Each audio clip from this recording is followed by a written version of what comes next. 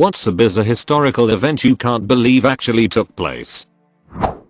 In 1920, President Paul Deschanel of France fell through the window of the train while traveling on the Orient Express. He stumbled up to the nearest signal box in his pyjamas and told the signalman that he needed help and that he was the President of France. The signalman reportedly replied, "And I'm Napoleon Bonaparte. Cue law track." Good old Operation Mincemeat link. Basically, during WWII, the British find some dead body of some poor guy, dress it up like a British officer, attach some fake intel onto him, then throw him into the ocean, hoping he floats to enemy territory to mislead them. It worked. In 1802, Napoleon added a Polish legion of around 5,200 to the forces sent to Saint Domingue to fight off the slave rebellion. Upon arrival in the first combat actions, discovering that the slaves fought off their French masters for their freedom, vast majority of Poles eventually joined the slaves against the French. Haiti's first president Jean-Jacques Dessalines called Polish people the white Negroes of Europe, which was then regarded a great honor, as it meant brotherhood between Poles and Haitians. My dad is 91. He always told us that his grandfather was one of those Polish soldiers, which we always took with a grain of salt and a wink, since he wasn't even sure of the name. All he knew was that his grandfather waited for several years hoping for a ship to take him back home, and once he realized the ship wasn't coming, he and several of the Polish soldiers settled down with Haitian women. We kids just kind of nodded and let him talk without truly believing him. Then, it was confirmed a few years ago when my dad,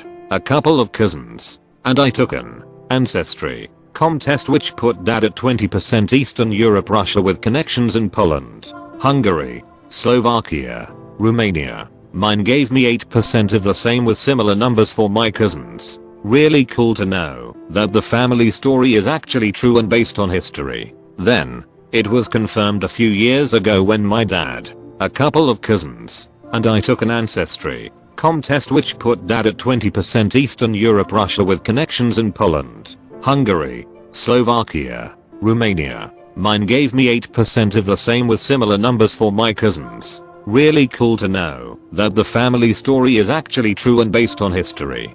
Fun fact: a common mistake to interpret these numbers is that you're 20% East European and 80% or whatever Haitian. In reality, the numbers only tell you how often certain markers were found in your DNA. Means even though your dad might be 80% Haitian and 20% East European, in reality he might just as well be 50-50, but certain markers were just more dominant on one side rather than the other. The Halifax explosion. 100 years ago, two ships did a shit job of passing each other while leaving Halifax Harbor in Nova Scotia. One of them was loaded with explosives destined for World War I. They collided and one of them burned for a while, then exploded. The blast was a 2-3 again larger than the one we saw in Beirut last year. Thousands died or were blinded by shattering windows. There was a local tsunami which followed a brief moment where the seabed was exposed to air, and then a monster snowstorm covered the relief effort in snow. Largest human-made explosion even until the nuclear bomb. And I think it remains the largest maritime accident ever. Don't forget Vince Coleman, who stopped passenger trains coming into the town, saving hundreds of lives. Hold up the train. Ammunition ship afire in harbor making for Pier 6 and will explode.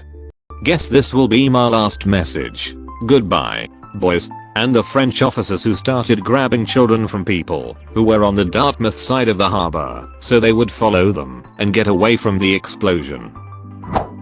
Alexander the Great named or renamed 70 cities after himself. Some still have the name or derivatives of it, Alexandria in Egypt being the most obvious, but also Iskandariya in Iraq and Kandahar in Afghanistan. Battle of Tsushima in 1905. Russian Baltic Fleet sails the long way 16 miles and 7 months, started by them opening fire on British fishing boats mistaken for Japanese vessels in the North Sea, sank their own ships while conducting target practice, then were destroyed by the Japanese fleet. Upon arrival they mistook the Japanese ships for Russian and signaled them instead of firing. The Great Molasses Flood. Jan. 15. 1919 massive wave of molasses from a broken tank flooded the area, It killed 51 people and injured 150. 2.3 million US gallons. The Cadaver Synod in AD 897. Pope Stephen VI had his dead rival Pope Formosus exhumed and put on trial. Stephen had a deacon speak on the dead pope's behalf. Naturally, Formosus was found guilty. Stephen ordered that 2 fingers Formosus used for blessing people cut off and his corpse thrown in the Tiber River. Then he got fished out again. Began performing miracles supposedly. Got his accuser deposed and assassinated. Got re-entered at St. Peter's and eventually reinstated as a former pope. Quite the badass. Don't forget that during the trial an earthquake shook Rome and tore down the Basilica of the Lateran from the altar to the door, as if the angels of heaven were protesting this horrid and macabre trial. And also how Stephen was later thrown in prison and was strangled shortly after. His corpse stayed dead and didn't perform any miracles, surprising no one. Europe declaring war on Napoleon. Not France. Napoleon. Napoleon's whole life could honestly go in this thread. The time when Emperor Napoleon Bonaparte escaped from the island, where he was imprisoned on after his army was defeated. He snuck back into France under the nose of King Louis XVIII and literally every royal guard and roadblock from Marseille to Paris. And when he was actually caught just outside Paris, he managed to persuade the soldiers, who just so happened to be former Bonapartists, to escort him into Paris, where he managed to successfully cause the king to flee, on top of raising a full army to wage war against Europe again. The only time in history an emperor took back an entire country just by waving his hat. Edit: Napoleon feared cats. When royalist troops were deployed to stop the march of Napoleon's force at Lafray, near Grenoble, Napoleon stepped out in front of them, ripped open his coat, and said, "If any of you will shoot his emperor, here I am." London's beer flood in 1814. What a way to go. London's beer flood in 1814. Stories later arose of hundreds of people collecting the beer, mass drunkenness and a death from alcohol poisoning a few days later. My kind of flood.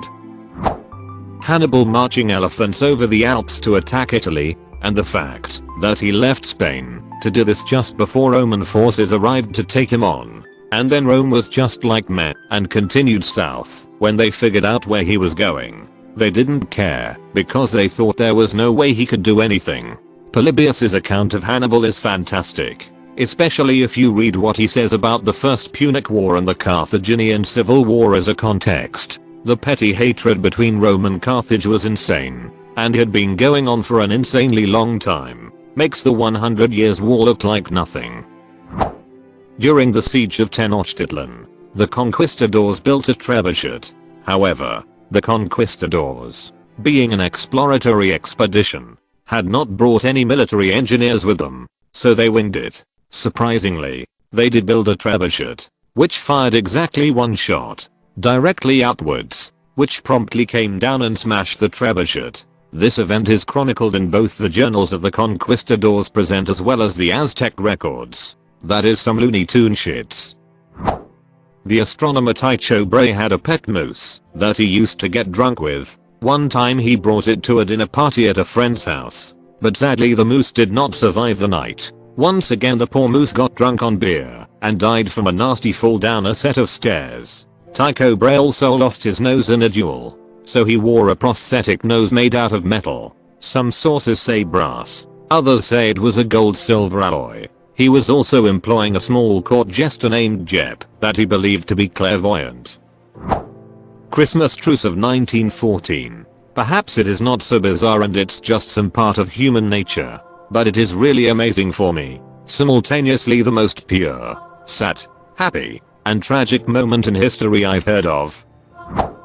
I know it's not very old, but it still amazes me that a science fiction author can talk about wanting to create a fake religion and then proceeds to create a fake science fiction religion and it somehow has actual followers.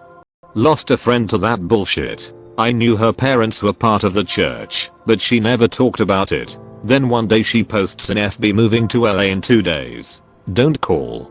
Busy packing. I called. She figured a few of us would. Turns out some recruiters came to their house. She was like 25ish and living at her dad's house. They convinced her to join the Sea Org. If you don't know what that is, look it up.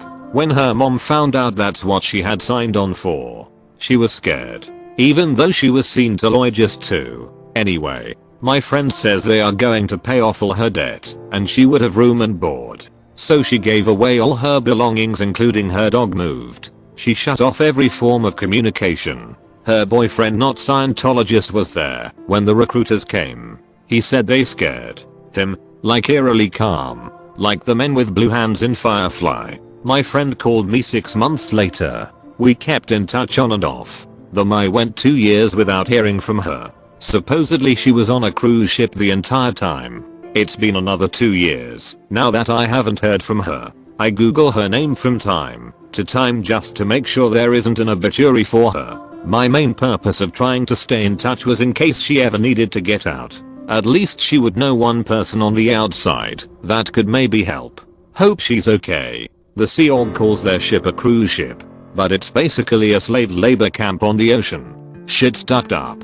Good on you for trying to keep in touch. It'll be hella important that your friend has someone to help support her if she ever needs to get out. One of the principal strategies of cults and religions is to cut people off from anyone that's outside of the circle. That way they are trapped through isolation. Football war between Honduras and El Salvador. A war that lasted 4 days because of a football match. The assassination of Archduke Franz Ferdinand, catalyst for World War I.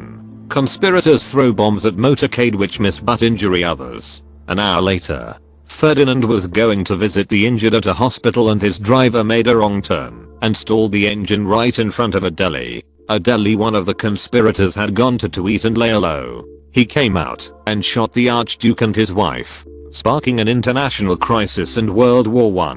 That whole story is kind of morbidly funny. It's like the world's worst assassins went after this guy. If I remember correctly, the dude who shot Ferdinand jumped into a canal to escape, but he misjudged the depth of the water and broke both his legs. Then he drank cyanide as the police surrounded him, but he ended up just getting really sick and not dying. It was like the Three Stooges plotting and executing a hit. Edit: I misremembered. The canal assassin was not the one who landed the fatal shot. He had thrown a grenade and missed, then attempted to flee the scene. Ferdinand also was wearing one of the first bulletproof vests made of silk. However, he was unfortunately shot in the head. Yeah, what if they shot me in the head? That's a risk we were willing to take. The hanging of a monkey in Hartlepool, UK, who the townsfolk believed to be a French spy link. The dancing plague of 1518. Turned down for what? Dr. Robert Liston performing a surgery with a 300% mortality rate. Ducking wild if you read the story. Carausius. Everything about him is boss. A Gallo-Belgic peasant who rose up the military ranks to become a Roman general. Successfully fought actual pirates after waiting for them to raid their targets, and so became insanely wealthy. When he found out Emperor Maximian had caught wind of this and had ordered his execution, he flipped him the bird, sailed into what is now Great Britain, bribed around 4 entire legions to join him with the money he'd nabbed, and set himself up in London as the real legitimate emperor. Yo, why has nobody made a film about the man yet? Ohio going to war with Michigan over Toledo. Link. One person wounded. Ohio got Toledo, while Michigan got the entire Upper Peninsula and all of its copper, iron, and forests. I think Michigan won this one. Mexico and France went to war over a pastry shop. Lincoln stopping a fight with a gentleman before it started with a broadsword. Most people know Lincoln was incredibly tall, but he was also immensely strong. A lifetime of grit, graft, and chopping wood made his wiry frame tight with corded muscles. A gentleman of Parliament challenged Lincoln to a duel for his honor. One day, Lincoln picked the weapons. Broadswords. Lincoln showed up to the field of the duel the following day, and with one enormous one-handed swing overhead, lopped a sizable limb off a tree. From a standing start, the gentleman backed out of the duel moments after witnessing the man dismember a tree as casually as one might behead a floret of broccoli. Lincoln was also friends with James Reed of the Donner Party. Reed was trying to convince Lincoln to come on the trail with him, but Mary Todd stopped her husband, saying she didn't want to travel west. Putting a man on the moon with a small fraction of the computing power used to write this message. Henry starting a whole new religion because he wanted a divorce and the Pope gave him the finger. Operation Acoustic Kitty. The CIA was rigging up a cat with cameras and microphones to spy on the Soviet Union during the 1960s. It cost about 20 million. When they sent it out NDC to test it out, it was immediately hit and killed by a taxi. When Teddy Roosevelt was shot before he was supposed to give a speech, the bullet was slowed down by the folded up 50-page speech, so it did not kill him. The bullet was inside him and he was bleeding, but he still went on and gave the speech, which was 84 minutes long. He started it off with "It takes more than that to kill a bull moose," and showed the crowd the speech with the hole in it. 1866 Liechtenstein goes to guard a spot with 80 men. Returns with multiply 81 men. The USSR going from superpower to not existing within a couple of decades. And there was no big war or anything. It just kind of fell apart. The life of Zheng Yiseo, a prostitute that became the most successful pirate lord in history, commanding 500 ships at the height of her power and battling Empire of China to a stalemate. She negotiated her surrender with honors and died peacefully at old age.